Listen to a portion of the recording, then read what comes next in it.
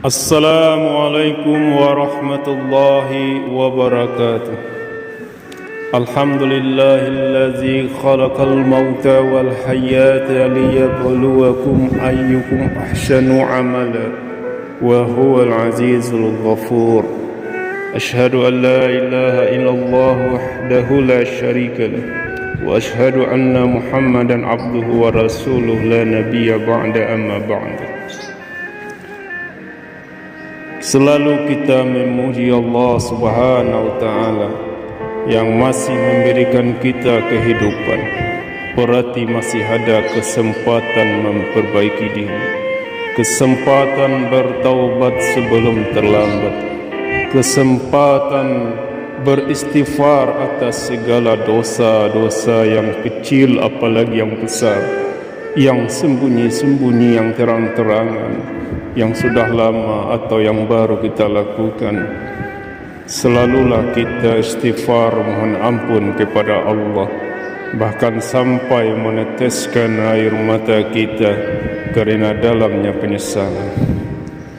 Saudaraku yang kucintai kerana Allah, kullu nafsin zaikatul maut, setiap yang bernyawa akan merasakan kematian. Kematian akan datang kapan saja, di mana saja, kepada siapa saja.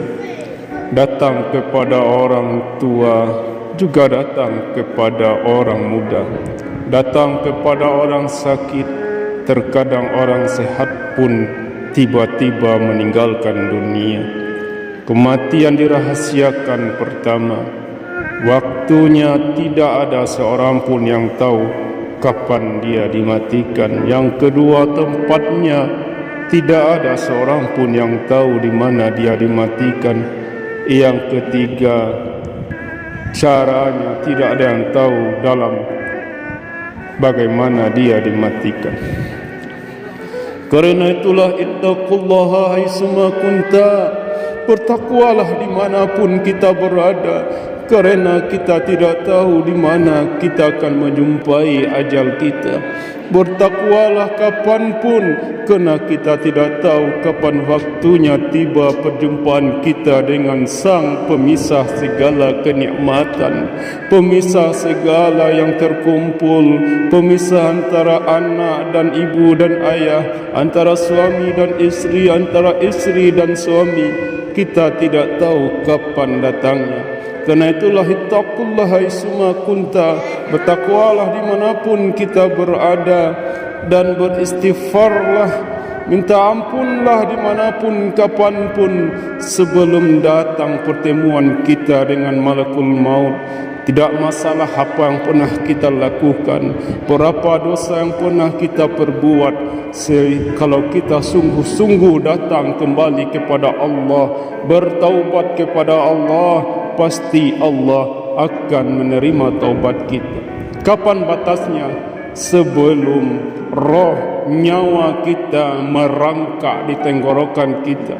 Namun kalau kita telah melihat nyawa kita ditarik perlahan melalui merangkak di tenggorokan kita, kalau telah kita melihat peristiwa itu, maka tiada lagi taubat kepada Allah Subhanahu wa Ta'ala. Kenapa? Kerana semua orang pasti akan bertaubat kalau dia telah menemui kenyataan bahawa rohnya telah merangkak ke tenggorokannya. Bahkan konon kabarnya Firaun pun ingin bertaubat, namun telah terlambat kerana rohnya telah hampir keluar dari tenggorokannya. Kerana itu saudaraku, mari sekarang sebelum datang penyesalan, sebelum datang diputusnya hari kasih sayang, diputusnya segala pengampunan, maka segeralah bertaubat sebelum terlambat. Kerana kematian itu pasti. Tidak ada yang pasti di dunia ini kecuali kita pasti mati. Itulah kepastian yang hakiki. Dan orang yang cerdas, kata Rasulullah, adalah orang yang banyak mengingat kematiannya. Ia ingat kematiannya, lalu dia mempersiapkan diri untuk menjumpai kematiannya, untuk memulai kampung akhiratnya yang diawali alam barzah. padang mahsyar, siratal mustaqim, dan surga dan neraka. Saudaraku, karena itulah kematian adalah nasihat terbaik, nasihat diam tapi tajam bagi siapa yang mau merenungkannya. Orang yang ingat kepada kematian, dia tidak bermalas-malasan dalam menegakkan perintah Allah, dan dia sangat kuat untuk mengekang dirinya dari segala hal-hal yang dilarang oleh Allah Subhanahu wa ta'ala.